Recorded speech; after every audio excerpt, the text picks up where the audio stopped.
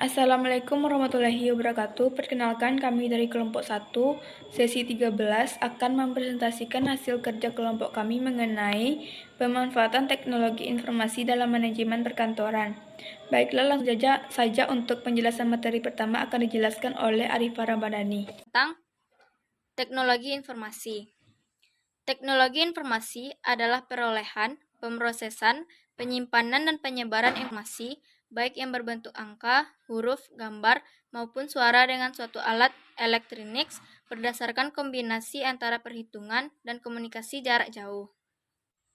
Menurut Information Technology Association of America atau ITTA, pengertian teknologi informasi adalah suatu studi, perancangan, implementasi, pengembangan, dukungan atau manajemen sistem informasi berbasis komputer, terkhususnya pada aplikasi perangkat keras dan perangkat lunak di komputer. Teknologi informasi memanfaatkan komputer elektronik dan perangkat lunak komputer untuk mengubah, menyimpan, memproses, melindungi, mentransmisikan, dan memperoleh informasi secara aman. Dalam perkantoran modern, segala kegiatan manajemen perkantoran dikerjakan dengan menggunakan alat-alat otomasi perkantoran.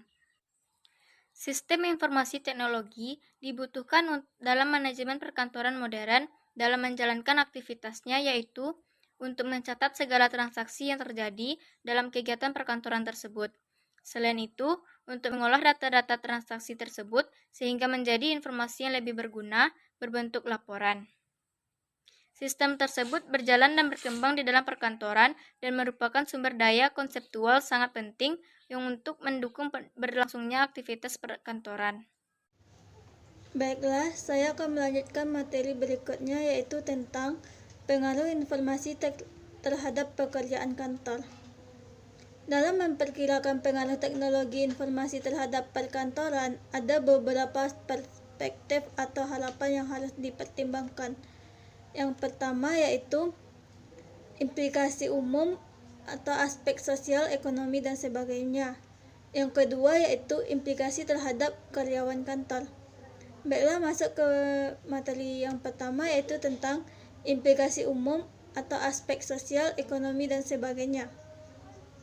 Dalam hal ini ada beberapa hal, diantaranya: 1. Investasi di bidang teknologi mungkin akan menimbulkan persoalan-persoalan seperti kebosanan, keterampilan berulang-ulang yang digunakan, serta kehilangan kepuasan kerja. Yang kedua yaitu pekerjaan perkantoran akan banyak mengalami perubahan. Yang ketiga yaitu pekerjaan-pekerjaan yang bersifat rutin cenderung diambil alih oleh mesin. Yang keempat yaitu proses dan pengiriman informasi akan semakin cepat. Yang kelima yaitu pekerjaan rutin kantor akan lebih efektif. Yang keenam yaitu keleluasan pelayanan perkantoran dimungkinkan karena ditunjang oleh berbagai variasi peralatan yang tersedia. Yang ketujuh yaitu komunikasi bisnis internasional akan dilakukan oleh kantor-kantor kecil sekalipun. Baiklah, masuk ke materi yang kedua, yaitu tentang implikasi terhadap karyawan kantor. Dalam implikasi terhadap karyawan kantor ini ada beberapa keuntungan dan kelebihannya atau kerugiannya. Baiklah, kita akan membahas terlebih dahulu tentang keuntungan dari implikasi terhadap karyawan kantor.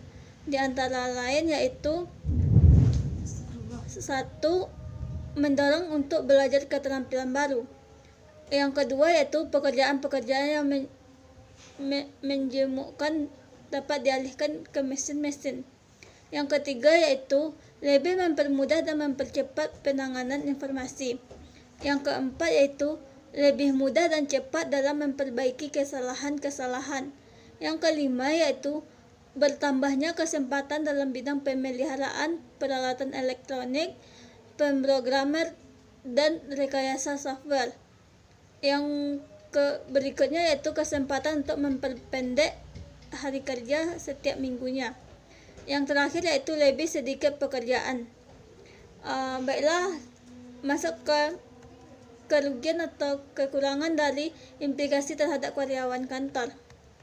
Dalam hal ini ada beberapa kerugiannya, diantaranya yaitu: Satu, cenderung karyawan menjadi machine-minded.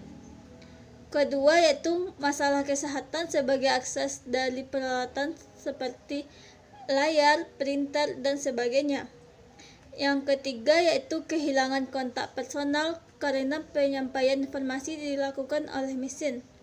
Yang keempat, yaitu implikasi terhadap pemberian kerja. Yang kelima, yaitu memerlukan waktu untuk perubahan dari sistem manual ke sistem elektronik. Yang keenam, yaitu menimbulkan keresahan pada sementara karyawan pada tahap penerapan. Yang ketujuh, yaitu tidak seluruh software yang tersedia pasti sepenuhnya memenuhi kebutuhan. Jadi, secara keseluruhan, keuntungan yang dapat diperoleh perusahaan atau kantor dengan adanya teknologi perkantoran ini ialah yang pertama itu penghematan biaya untuk gaji karena berkurangnya pegawai yang dibutuhkan. Yang kedua, yaitu harga teknologi baru ini relatif murah. Yang ketiga, penghematan biaya ketatausahaan bagaimana akibatnya penyimpanan data di disk tidak memerlukan ruang seluas filing kabinet. Yang keempat, yaitu untuk pengambilan keputusan data dapat diperoleh, diproses, disimpan, dan dicari secara cepat. Yang kelima, yaitu produktivitas meningkat secara cepat. Yang keenam, yaitu keleluasaan dalam bekerja karena dapat adanya berbagai variasi peralatan untuk berbagai keperluan. Yang terakhir, yaitu yang ketujuh, peningkatannya komunikasi antara para eksekutif secara individual dari kantornya. Baiklah, sekian materi yang dapat saya sampaikan. Kembali kepada moderator. Yang C, materi yang ketiga, teknologi informasi kantor modern. Ciri-ciri perkantoran modern yaitu memiliki bangunan yang ruang yang baik, para pegawainya memiliki sifat disiplin, penggunaan biaya yang bersifat efisien, dan penggunaan data dan informasi dengan sistem informasi manajemen dengan didukung oleh pendataan yang efektif dengan menggunakan teknologi misalnya sistem komputer. Teknologi informasi untuk perkantoran modern. Yang pertama itu komputer, yang kedua mikroelektronik, yang ketiga adalah telekomunikasi. Manfaat teknologi informasi dalam dunia perkantoran. Yang pertama itu penanganan surat dan pembuatan laporan. Yang kedua yaitu komunikasi perkantoran. Yang ketiga teknologi. Dengan kemajuan teknologi informasi, maka telekomunikasi makin dipermudah dan dipercepat. Informasi tidak hanya dapat dikirimkan dalam bentuk kata-kata dan sandi-sandi, dapat dilakukan melalui telepon dan telegram. Yang keempat yaitu pengiriman surat. Pada telekomunikasi, pengiriman surat dikatakan bisa dilakukan dengan pesawat elektronik yang dikenal dengan pos elektronik. Yang kelima yaitu tata laksana arsip. Komputer mikro sangat membantu dalam pelaksanaan pekerjaan mengarsip untuk wakat-wakat. Arsip yang semula berupa tunjukkan kertas dan disimpan di gudang arsip, sekarang arsip dapat digunakan dan disimpan dalam disket CD. Dengan demikian, penyimpanan arsip sekarang balik kepada penyimpanan dan pemeliharaan yang memerlukan tempat jauh yang lebih sedikit daripada gudang dalam bentuk kertas. Terima kasih. Assalamualaikum warahmatullahi wabarakatuh. Baiklah, saya akan melanjutkan menjelaskan materi yang terakhir, yaitu otomasi dalam kantor. Otomasi merupakan proses penggunaan peralatan otomasi yang memiliki sistem kerja sistematis. Otomasi kantor atau Office Automation atau OA adalah penggunaan alat elektronik untuk memudahkan komunikasi formal dan informal, terutama yang berkaitan dengan komunikasi informasi dengan orang-orang di dalam ataupun di luar organisasi. Pengguna OA, satu manajer, orang-orang yang bertanggung jawab dalam mengelola sumber daya perusahaan terutama SDM. 2. Profesional, yaitu menyumbangkan keahlian khusus yang membedakan mereka dengan sekretaris dan pegawai lainnya. 3. Sekretaris ditugaskan oleh profesional untuk melaksanakan berbagai tugas seperti menandatangani korespondensi, menjawab telepon, dan mengatur jadwal penentuan. Yang terakhir yaitu pegawai administrasi, melaksanakan tugas-tugas untuk sekretaris seperti mengoperasikan mesin fotokopi, menyusun dokumen, menyimpan dokumen. Selanjutnya yaitu tujuan otomatisasi kantor. Otomatisasi kantor dimaksudkan untuk mempermudah pekerjaan dan memperpendek jarak dan waktu. Tujuan otomatisasi kantor yaitu untuk pemanfaatan seefisien mungkin atas uang, tenaga kerja, material, waktu, dan mesin ataupun alat-alat kerja lainnya. 2. Pemeliharaan kecepatan dan ketetapan prosedur kerja. 3. Meningkatkan produksi. Baik, poin selanjutnya yaitu aplikasi otomatisasi kantor, yaitu pertama pengolahan kata atau word processing. Penggunaan alat elektronik yang secara otomatis melakukan banyak tugas yang diperlukan untuk menyiapkan dokumen dan teknik yang dicetak seperti Microsoft Word, PowerPoint, dan OpenOffice. Selanjutnya yaitu surat elektronik. Penggunaan jejaring komputer yang memungkinkan para pemakai mengirim, menyimpan, dan menerima pesan dengan menggunakan terminal komputer dan alat penyimpanan seperti Yahoo, email, Google, dan Gmail. Selanjutnya itu voicemail, memerlukan komputer dengan kemampuan menyimpan pesan audio dalam bentuk digital dan kemudian mengubahnya kembali menjadi bentuk audio saat dipanggil.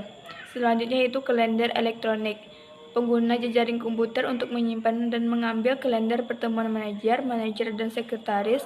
Manajer dapat memasukkan pertemuan-pertemuan, membuat perubahan, menelaah kalender itu dengan menggunakan terminal keyboard.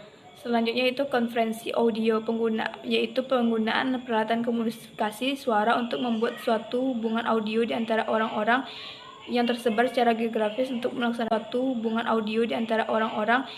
yang tersebar secara geografis untuk melaksanakan konferensi. Lanjut ke poin selanjutnya yaitu konferensi video, yaitu penggunaan peralatan televisi untuk menghubungkan para peserta konferensi yang tersebar secara geografis. Peralatan tersebut menyediakan hubungan audio dan video.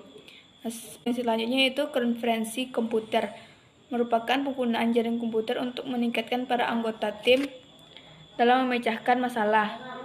Yang terakhir yaitu transmisi faksimil, yaitu pengguna peralatan khusus yang dapat membaca dokumen pada suatu ujung saluran komunikasi dan membuat salinan di ujung yang lain.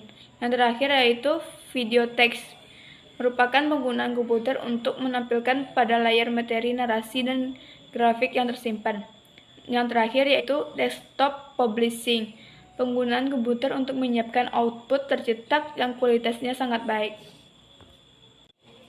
Baiklah, yang terakhir yaitu faktor-faktor yang mempengaruhi pilihan aplikasi otomatisasi kantor. Yang pertama yaitu jenis organisasi, yaitu seorang manajer perusahaan dengan satu lokasi tidak akan mempertimbangkan konferensi audio dan video. Yang kedua pilihan pribadi, manajer yang memilih komunikasi tatap muka tertarik pada konferensi video dan memanfaatkan kalender elektronik. Yang terakhir yaitu sumber daya OA yang tersedia pada paduan manajer dibatasi oleh sumber daya OA yang tersedia dalam organisasi. Baiklah, sekian penjelasan materi dari kelompok kami. Wabillahi taufiq wal hidayah. Wassalamualaikum warahmatullahi wabarakatuh.